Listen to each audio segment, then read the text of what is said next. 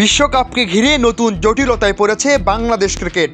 Bangladesh cricket board BCB চাচ্ছে তাদের সব ম্যাচ শ্রীলঙ্কায় আয়োজন করতে, কিন্তু এই সিদ্ধান্তে বড় বাধা হয়ে দাঁড়িয়েছে ইংল্যান্ড ক্রিকেট বোর্ড। বিশ্বকাপে বাংলাদেশের গ্রুপে রয়েছে ইংল্যান্ড, ওয়েস্ট ইন্ডিজ, ইতালি ও নেপাল।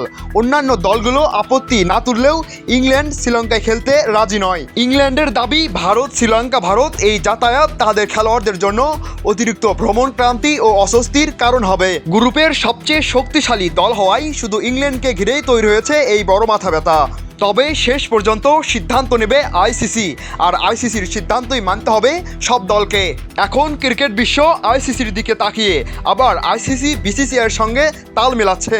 এই জন্য আইসিসির নিরপেক্ষতা নিয়েও কথা উঠছে।